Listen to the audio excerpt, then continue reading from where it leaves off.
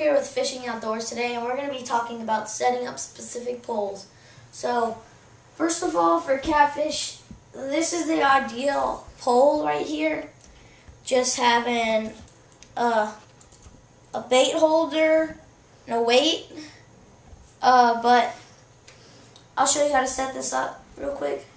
So, 1 minute while I get all the supplies I need. When you're catfishing, you want to just let it sit at the bottom, or you can use a bobber and just make sure it's really deep. Because you know those catfish, they're not at the bottom 24/7.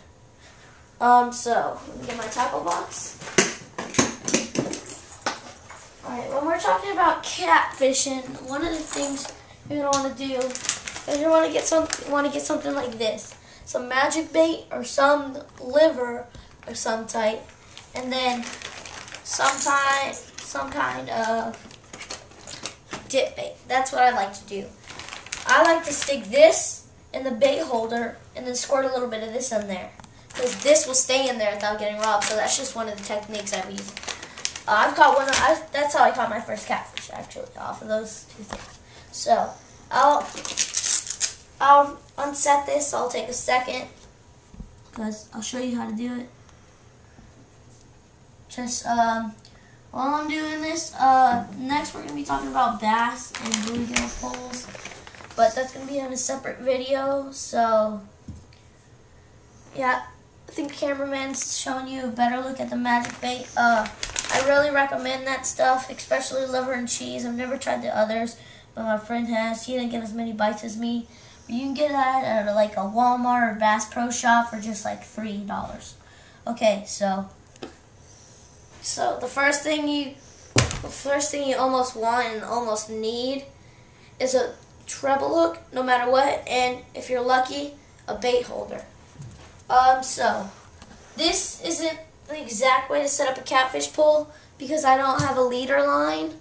But if you have a leader line, you want to take this little thing off of this, so it's just a swivel. You want to attach your leader line to that. Then you want to bring it down.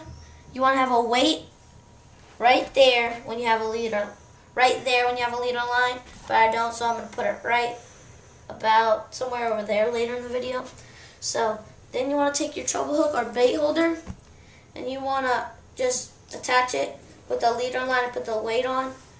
It depends on what rig you're trying to set up. Sometimes you don't need a leader line.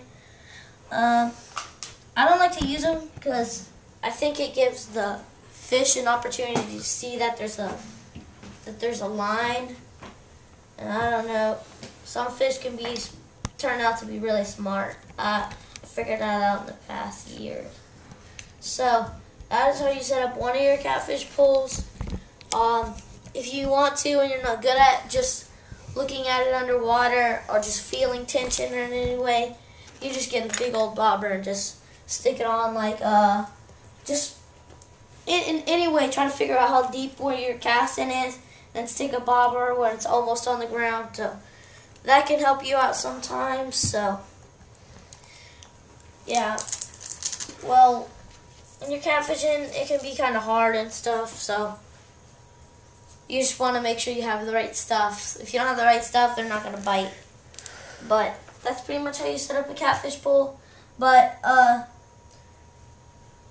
the deal with catfish are they can get really big. So when you're going catfishing, you gotta be prepared with like all the different poles.